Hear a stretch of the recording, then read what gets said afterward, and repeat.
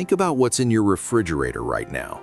Leftovers from 2 nights ago? A carton of milk with a week left on the date? Vegetables bought on Sunday still waiting to be used? Eggs, butter, condiments, things pushed to the back that you'll probably throw away without opening. Now imagine none of it was there. That was the reality of American life for most of this country's history.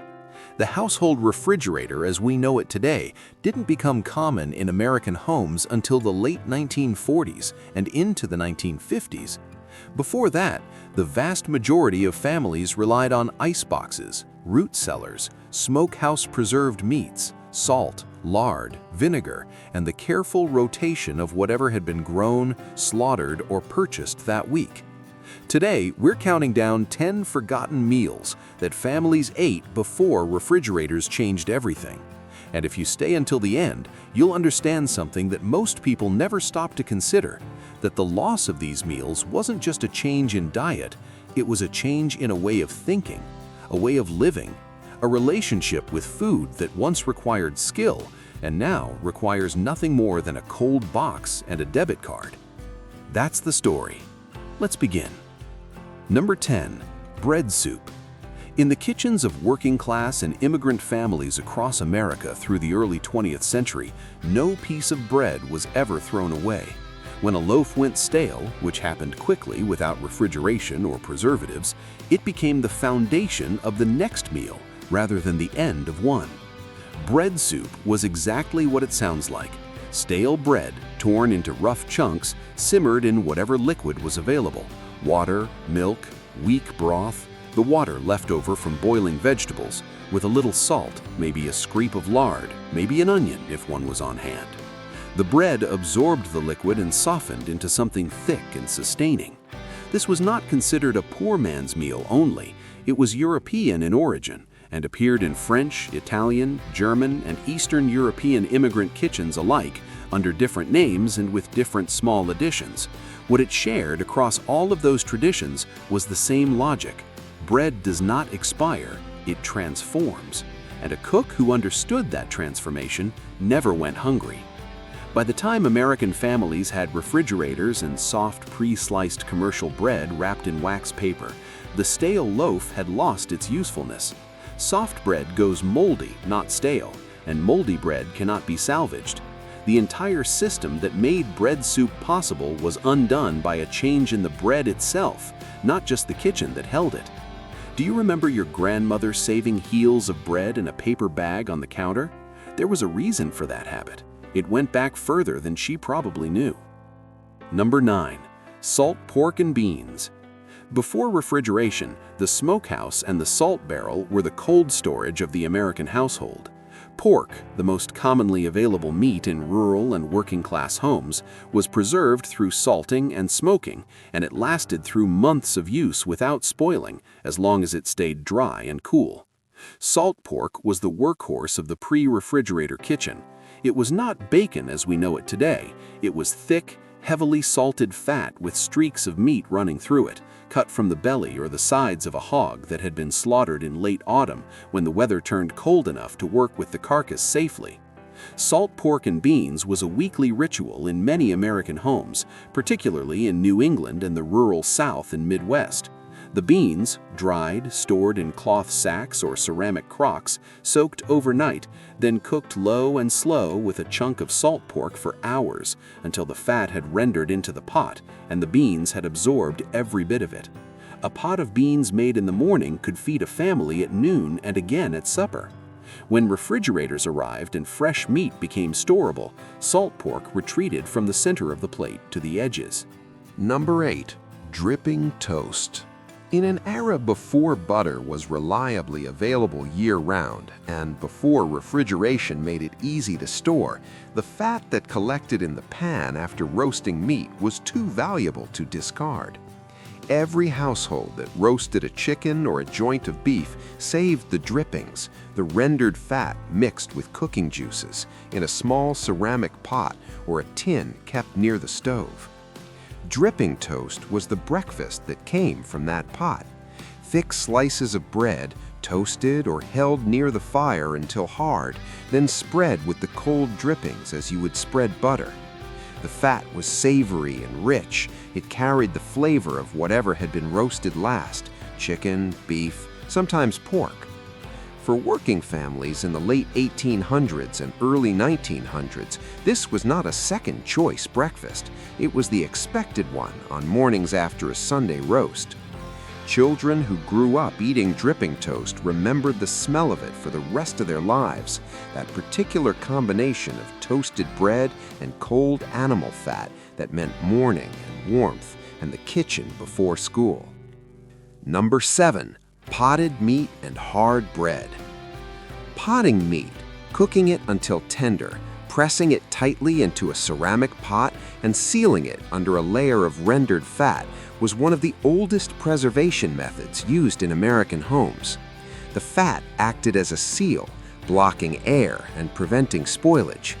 A pot of well-sealed chicken, rabbit, or pork could last for weeks in a cool pantry or root cellar without any refrigeration at all. Served with hard crackers or twice-baked bread, hard bread that had been dried in the oven until all moisture was gone, potted meat was a portable, self-preserving meal system. It traveled in lunch pails to factory floors and fields.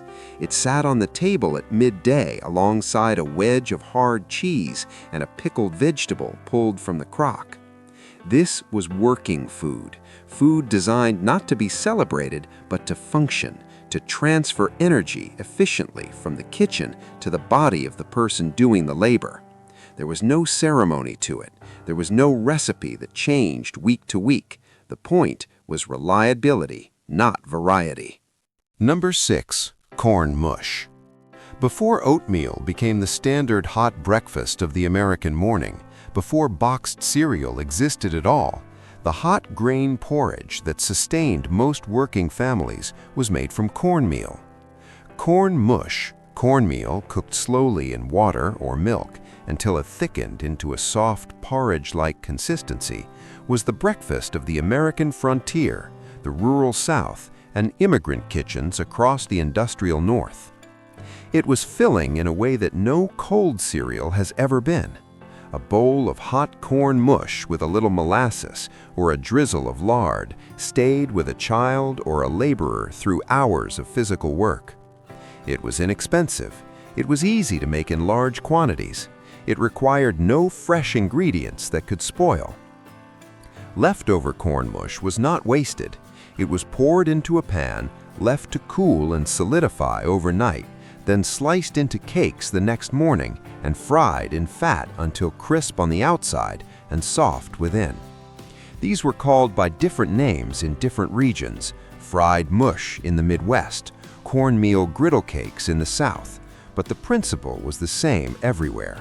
Nothing solid and edible was thrown away if it could become tomorrow's breakfast with 10 minutes of work. Number 5. Vinegar pie. When fresh fruit was unavailable, which was most of the year in northern climates before canning and refrigeration, and when lemons were an expensive rarity, resourceful American bakers found a way to make a pie that tasted tart and bright and somehow satisfying without any of those things. Vinegar pie was made from a filling of eggs, sugar, butter, and cider vinegar, pantry staples that did not require cold storage. The vinegar provided the tartness that lemon juice would have given in a lemon custard pie.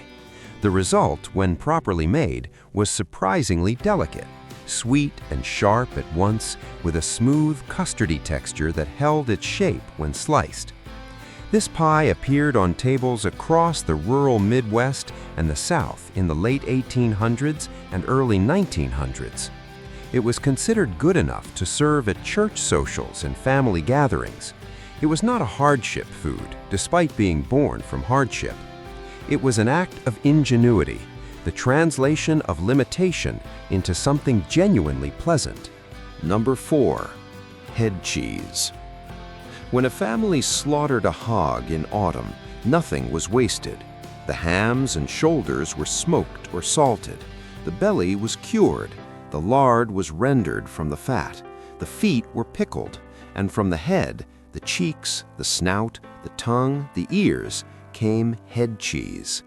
Head cheese is not a cheese at all.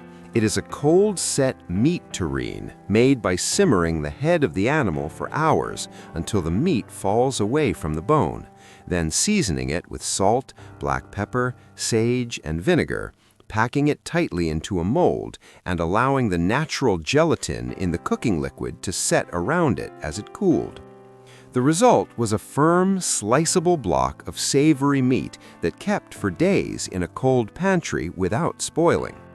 Served on bread or crackers, head cheese was a complete meal from the cheapest possible cuts.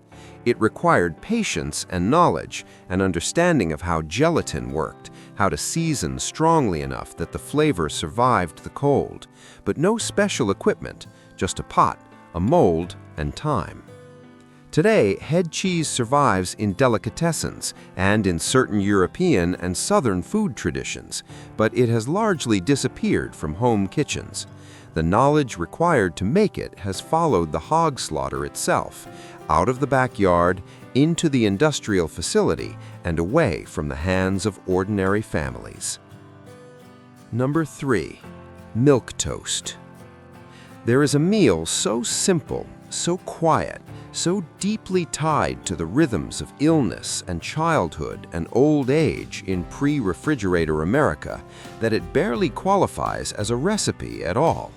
And yet it appeared on tables from Maine to California for 100 years, and the people who were fed it as children remembered it for the rest of their lives with something very close to tenderness. Milk toast was bread, sometimes fresh, more often toasted or stale, torn or sliced into a bowl, covered with hot milk that had been warmed on the stove with a little butter and a pinch of salt. That was all. It required nothing that could spoil, nothing that needed cold storage, nothing that demanded skill beyond the ability to warm milk without scalding it. It was given to the sick, to young children who had trouble chewing, to old people who had lost their teeth, to anyone whose stomach was unsettled. It was the gentlest possible food, soft and warm and plain, and in that plainness was its virtue. Milk toast was a food that understood its role. It did not try to be exciting. It tried to comfort and sustain, and it did both. Its disappearance is tied to the same forces as every other meal on this list: the arrival of processed comfort foods, of canned soups, of convenience products that promised the same ease with more flavor. Number 2. Stone soup, the everyday version.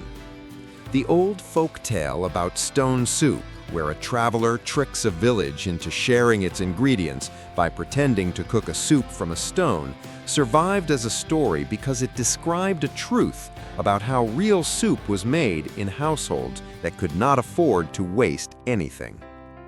Before refrigeration, the pot of soup was a continuous act. Bones were boiled for broth. Vegetable peelings, wilted greens, the heel of last week's bread, all of it went into the pot. The soup on Monday was not the same soup as the soup on Friday, but it came from the same pot, evolved through the week as new things were added and the liquid was refreshed. This was not a single recipe, it was a system, a method of organizing the kitchen around the principle that nothing edible is worthless, that flavor accumulates, and that the family that keeps a pot warm through the week will never have nothing to eat. When refrigeration arrived, the continuous pot largely disappeared. Food could be stored in its original form rather than transformed immediately into soup. Number 1. The Sunday roast stretched to Friday. At the top of this list is not a single meal, but a system of meals, the most complete and disciplined expression of how a pre-refrigerator kitchen worked. In the days before mechanical cold storage, a family that could afford a joint of beef, a whole chicken, or a pork shoulder on Sunday did not simply eat it and move on. That one piece of meat became the center of the week's eating. Sunday was the roast itself, sliced at the table, served with whatever root vegetables had been roasted alongside it. Monday was the leftover meat, sliced cold or warmed in a pan with gravy. Tuesday and Wednesday were hash, The remaining meat chopped small and fried with potatoes and onion until crispy at the edges. Thursday was soup. The bones simmered with whatever vegetables remained, the last scraps of meat pulled from the carcass and stirred in. Friday, if anything remained, was the pot liquid, thickened into a gravy, served over bread. 5 meals from one piece of meat, nothing thrown away, nothing wasted. Every part of the animal serving its purpose in sequence, each meal building on what the last had left behind. The refrigerator was not a villain, it was a marvel. It genuinely improved daily life for millions of families. It reduced illness, it saved time, it freed women from the daily labor of managing food preservation with nothing more than salt and smoke and a cool cellar floor. But every gain has a cost, and this one is worth understanding clearly. The meals we have described today were not the products of poverty alone. They were the products of knowledge, practical, daily, accumulated knowledge about how food worked, how it changed over time, what it could become when treated with patience and skill. That knowledge was held in the hands of ordinary people because ordinary life required it. When the requirement disappeared, the knowledge followed. Today, most American households could not stretch a Sunday roast to Friday. Most could not make a nutritious soup from bones and vegetable scraps. Most have never made a meal from stale bread or dripping or the fat left in the pan after cooking. Not because they lack intelligence, but because they were never taught, because nobody needed to teach them, because the machine in the corner of the kitchen made the teaching seem unnecessary.